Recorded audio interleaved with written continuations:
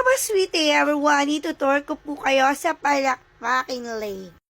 Ayon po sa mga alamat ng pinagmula ng lawa ng Palakpakin ay matagal ng panahon na ang nakalipas ay may isang nayon na hindi kalayuan sa lungsod na kilala sa isang matandang puno na may guwang na puno at ang punong iyon ay tinatawag na palakpak.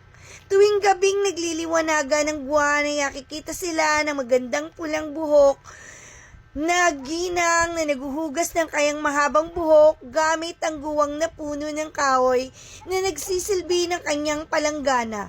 Hindi ito mahuli ng mga taga-nayon sa paniniwalang kailangan na ito ay dapat ng kanyang alagang hayop.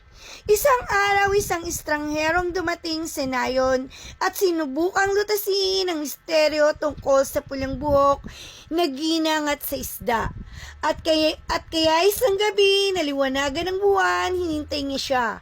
Nang makita ang ginang sa kanyang malinis na kaluwalhatian, nilapitan siya ng estranghero. Biglang kumulog at kumidlat. Ang lupa ay umanig ng napakalakas. Habang ang ilog ay bumuhos ng nakababahala sa isang lawa na may napakaraming hipon. Pagkatapos ng trahedyang ito ay biglang nawala ang pulang na buhok na ginang at ang malaking isda. Dito na po nagsimula na tawagin nila itong Palakpaking Lake. Konting highlights lang po mga ka-LG.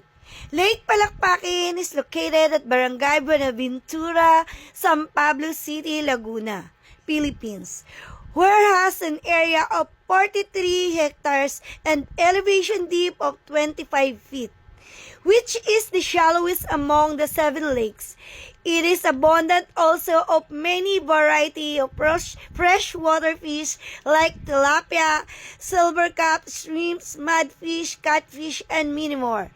It also one of the aquatourism spot of San Pablo City, Laguna that providing source of income for the residents from culturing different variety of freshwater fish to the fish pond which the cultured tilapia and silver cats other than. Aquatourism Lake Palakpakin is one of the incoming tourism spot in San Pablo City, Laguna, where the city government of San Pablo, Laguna are still continuing to develop the Lake Palakpakin. According to this study, Lake Palakpakin is one of the volcanic crater lake in the Philippines where the lake is formed through volcanic eruption happening beneath a surface of earth and the hot lava is combined to fresh water causing an interaction, but the inlet water coming from lake is from outlet of Lake Calabatu and Lake Pandin. Diyan po nagtatapos ang origin ng Palakpaking Lake. Sana po nag-enjoy kayo mga ka-MG na panoorin ng Palakpaking Lake. Isa sa pinakasikat dito na 7 lakes sa San Pablo City.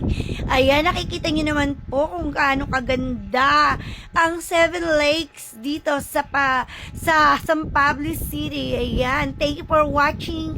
God bless you all. See you in my next vlog. Bye-bye po mga ka-MG.